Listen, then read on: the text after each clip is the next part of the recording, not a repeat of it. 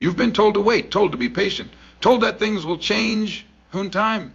But how many lifetimes must pass before the truth can be spoken out loud? The truth is not polite. The truth is not comfortable. The truth kicks in the door and asks questions after it reclaims its place. See, when a people are oppressed, they do not rise by permission.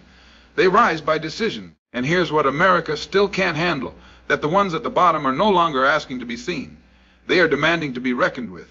You educate a man, you free his mind. You teach him his real history, and you remove the chains without ever laying a hand. That's why they don't want real history in your schools. That's why they rename resistance as violence and label truth tellers as radicals. Because the greatest threat to a system built on silence is someone who speaks with clarity. And here's another thing that shakes the foundation when the oppressed begin to build their own businesses, their own communities, their own leadership. No begging, no handouts. Just self-respect and work. That's power they can't control. And power they can't control makes them afraid. But don't misunderstand me.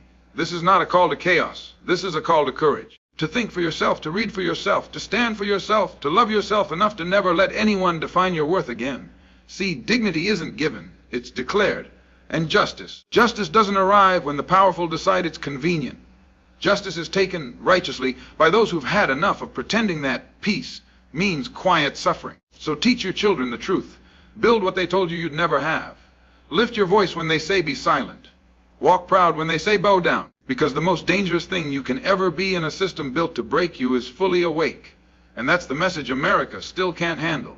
The truth without apology is not a strategy. It is a necessity. In a society built on illusion, silence becomes a currency of survival, but truth, raw, unfiltered truth, is the language of liberation. Too often, people are taught to measure their words, to tone down their pain, to dilute their message for the comfort of others.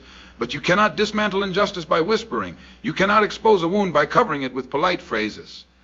The truth, when it is real, must be spoken boldly, even if it makes the room uneasy.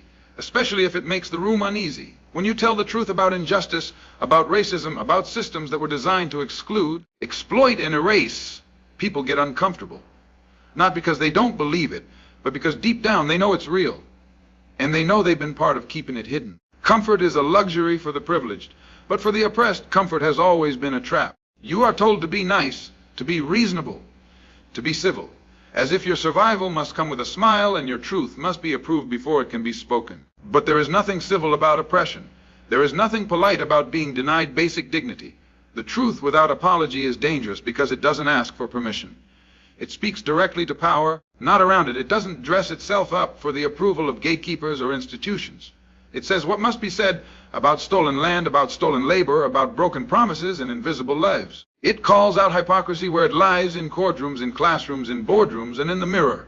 And it dares to speak even when the consequences are severe, because silence is a greater cost. There are those who say, you're too angry, or you're making people uncomfortable, as if anger is not a valid response to being ignored, humiliated, or killed, as if comfort should ever take priority over justice. But let's be clear, anger is not the enemy, injustice is. Anger, when directed by clarity and purpose, is not violence. It is vision. It is the refusal to accept a lie as truth or to smile while being strangled by a system that feeds on your obedience. When you speak the truth without apology, you reclaim your mind. You refuse to be re-educated into silence. You stop performing for the comfort of those who profit from your erasure. That is what terrifies systems of power. Not just the truth itself, but the confidence with which it is spoken, the way it spreads, the way it ignites minds that were once afraid to think for themselves. That's why truth tellers are discredited, labeled extreme, radical, divisive, because the truth breaks the illusion of neutrality. It reveals that there are no sidelines in a struggle for justice. You are either part of the machine or you are working to dismantle it.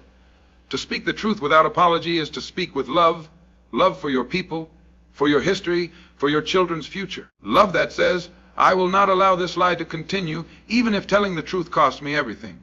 That kind of love does not need approval. It does not wait for the right moment. It creates the moment. It shapes the culture. It wakes the sleeping. It stirs the brave. And in the end, it builds what fear cannot destroy. Because fear relies on silence. Fear thrives in shadows. But truth walks in the light. And when you carry that truth boldly, you do more than speak. You lead. You inspire. You awaken. And you break every chain that silence ever forged. That is the power of truth without apology. It is not easy. But it is necessary. And it is how real change begins. Self-education and mental liberation are not optional in the fight for dignity. They are the foundation of it. When a person begins to learn who they truly are, where they truly come from, and how history has been manipulated to keep them in chains, a spark is lit that no system can extinguish. It is no accident that the most powerful tools used against oppressed communities are not guns or prisons, but ignorance, because the mind, once truly awakened, cannot be controlled. And that is what those in power fear the most, not violence but vision, not rebellion but clarity. From the moment you're born, you're told stories, stories about your worth, stories about your past, stories about who the heroes are and who the criminals are. But when you begin to dig into those stories, you discover that many of them were written to keep you small. You start to see how history has been whitewashed, how achievements have been erased, how pain has been minimized or justified. And then you start asking dangerous questions, the kind that make teachers nervous and textbooks look suspicious. That is the first step to liberation, the willingness to question everything you've been told, even if the answers make you uncomfortable. True education doesn't just give you facts, it gives you power. It helps you recognize the systems around you, not as natural or neutral, but as constructed. You begin to see the patterns, how poverty is engineered, how schools in certain neighborhoods are underfunded by design, how media shapes public opinion to make injustice seem like justice. You start to understand why your community has been kept out of opportunity and why certain voices are never invited to the table. With education, you stop blaming yourself for a game that was rigged from the start. And self-education doesn't mean waiting for a classroom. It means seeking out knowledge relentlessly. Books, speeches, documentaries, elders, and lived experience. It means reading about the revolutions they don't teach in school. It means learning your people's victories, not just their victimhood. It means understanding how language, media, economics, and law have been used as weapons of control. And it means building a mental toolbox strong enough to dismantle those weapons brick by brick. Mental liberation means freeing yourself from the idea that you need validation from the very system that once told you were nothing. It means understanding that your existence, your brilliance, your culture, and your history are not inferior, they are essential. It means refusing to carry shame that was never yours to begin with. When your mind is free, your choices become your own. You stop asking for permission to be yourself. You stop trying to fit into spaces that were never built for you. You start building your own tables, writing your own narratives, creating your own definitions of success, power, and beauty. But the journey is not easy. Systems do not like to be questioned. They will tell you that your truth is radical, that your thirst for knowledge is rebellion, that your refusal to conform is dangerous. And it is dangerous to those who thrive on your submission. But that danger is necessary, because real education has always been a revolutionary act. When you liberate your mind, you inspire others to do the same.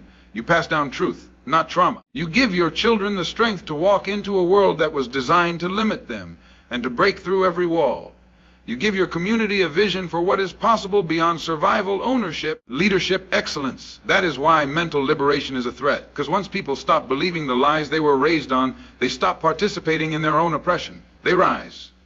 They build, they resist, and that is how change begins, not with a protest, not with a speech, but with one mind finally free. Economic and social self-sufficiency is the backbone of true empowerment. As long as a people depend on others for their survival, they can be controlled in what they say, how they act, and even how they think. When you don't own your own resources, you are always at the mercy of those who do. And when someone else controls your livelihood, they control your future. That's why the call to build for yourself, to support your own, and to become self-reliant is not just about money, it's about freedom. Look around and ask who owns the businesses in your neighborhood, who controls the banks that decide who gets a loan, who owns the media that shapes how the world sees you, who controls the schools that educate your children. If the answer is always someone else, then understand that dependency has become a tool of domination. Economic dependence is not just a gap in wealth. It is a form of bondage. It allows others to determine how far you can go, what you can achieve, and whether your voice will even be heard. When you begin to build your own economy, even on a small scale, you start taking power back. A dollar spent in your own community is a dollar that circulates, grows, and empowers. But when that same dollar leaves the community the moment it's earned, wealth drains out like blood from an open wound. This is not just theory, this is reality. Communities that invest in themselves rise. They create jobs, build institutions, and generate influence. And those that remain dependent are left begging for a seat at the table they helped build but were never invited to sit at. Economic self-sufficiency begins with mindset. You have to stop thinking like a consumer and start thinking like a creator. You were not born just to spend, borrow, and work for someone else's vision. You were born to build. You have talents. You have skills. You have stories. You have culture. Those are assets. But the system teaches you to undervalue them. to believe that only what comes from outside is valuable. That's a lie. Your community's creativity, resilience, and intelligence are powerful tools. When those tools are organized, directed, and supported, they can create businesses, media, education systems, and institutions that reflect your values, not someone else's. But it's not just about money. Social self-sufficiency is just as vital. Who are your leaders? Who are your role models? Who defines what success looks like for you? If you rely on external systems to give you direction, then you'll always be led away from your own strength. Social independence means you create your own standards, raise your own leaders, and set your own path. It means you uplift your own culture, not as something to be ashamed of or watered down, but as something to be celebrated and passed on. It means you don't wait for representation, you become the representation. It also means taking responsibility for your own growth. Waiting for someone to save you is not a plan. Hoping that one day the system will change is not a strategy. Change begins when people decide to stop asking for permission to succeed. It begins when you realize that you don't need to assimilate, you need to organize. You don't need to be accepted, you need to be respected. And respect comes from power. Power comes from unity. And unity comes from shared vision and shared effort. When a community becomes economically and socially self-sufficient, it no longer begs for scraps. It builds wealth, it builds pride, and it builds legacy. It teaches its children that they come from greatness, not brokenness. It no longer reacts to injustice with despair, but with strategy and strength. And that is the future worth fighting for. Not one of dependence, but one of dignity, ownership, and control. Justice by any honest means is not a slogan. It is a principle rooted in the undeniable right of human beings to defend their dignity, assert their humanity, and demand what is owed.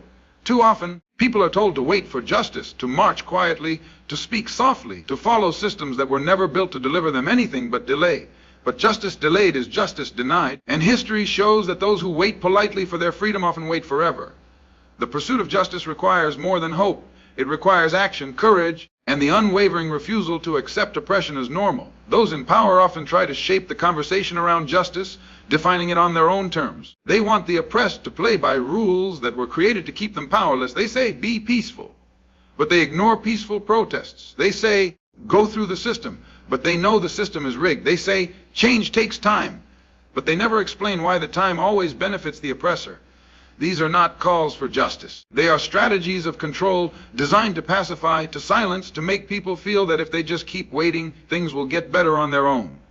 But history does not support that lie. Justice does not arrive out of thin air. It is seized by those who are tired of asking, tired of being ignored, tired of being told that their suffering is a misunderstanding. Real justice happens when people realize that their lives matter just as much as anyone else's. And they act like it. They stand up in the courtroom, in the classroom, in the workplace, in the street. They speak with conviction, not apology. They stop explaining their humanity to those who refuse to see it. And when that moment happens, it shakes the foundations of any system built on injustice. But the key phrase here is, by any honest means. That does not mean chaos. That does not mean vengeance. That means truth. That means strategy. That means using every tool available, organizing, educating, protesting, creating, building, voting, disrupting, refusing to get what is deserved. It means being smart, being strong, and being unshakable in your demand for what is right. The path does not need to be violent to be powerful. But it must be direct. It must be urgent. It must be grounded in the understanding that justice is not a favor, it is a right. And when justice is denied repeatedly, the people are not wrong for demanding it louder. They are not wrong for refusing to sit down.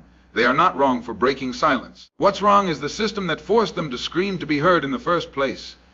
Those in comfort often call resistance dangerous. But the real danger is complacency, the willingness to live in a world where some are allowed to breathe freely while others are choked by poverty, violence, and systemic neglect. Justice by any honest means also requires unity. Division is a tool of the oppressor. When people are fighting each other, they are not fighting the system. When they are distracted by petty differences, they forget the common struggle. But when people come together, across backgrounds, across faiths, across generations, they become a force that cannot be ignored. They become a movement. And that movement pushes justice forward in ways no law or leader ever could.